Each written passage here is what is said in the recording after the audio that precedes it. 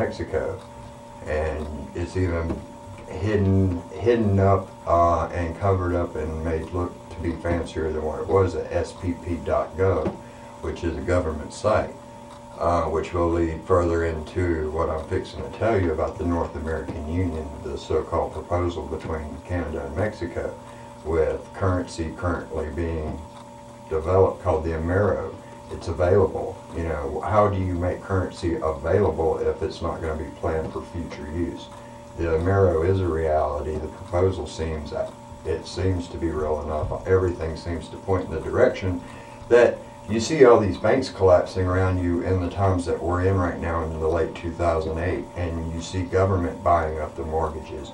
You see government becoming more involved with financial stability, which tends to believe that it's all going to come down to one bank, and we'll all be continent countries, and it'll be connect with a New World Order, which is what former President Bush proposed, if you remember, in his proposal for the New World Order, which is a reality. It is a 60-year-old plan that is becoming fruition. You look at the 9/11 files, you don't see commercial airlines crashing into the towers. You see military airlines crashing into the towers. You have to ask yourself, how do you win a war on terror? How do you win it? You win it when the government tells you that you win it. How do they tell you that they win it? With the media that they own. You know, media has freedom of speech, and they're going to report on the things that they're going to report on.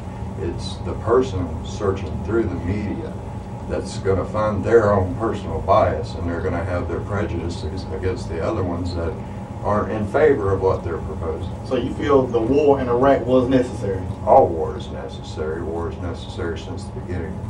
What war in Iraq are we fighting though? What war? Since agriculture, war has been a reality. This is not a war. This is not for the, you know, for some of these big models. This is a war to take care and establish the way things are about to be. This is a beginning of things to come. This is history in the making. This is a grand thing that we're all seeing.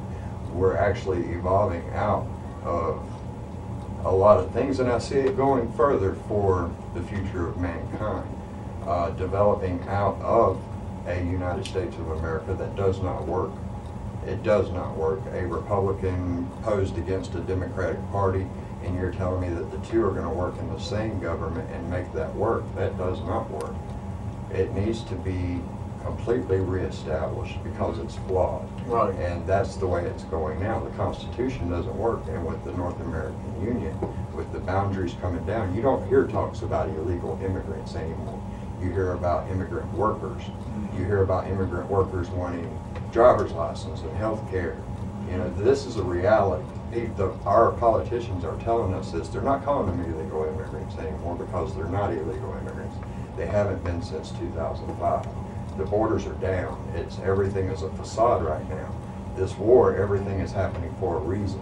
When these boundaries come down and when your money's taken away from you and given back to you in the form of a Amero, you can't even board a commercial airline right now without the Real ID, which was proposed by Dick Cheney in 2005.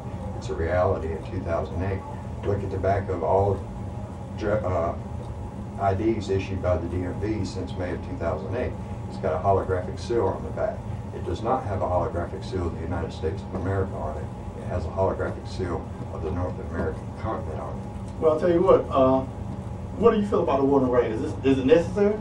Well, I mean, Mr. Cherensky, he definitely took it, you know, to a very higher plane. But as for me, as an American citizen,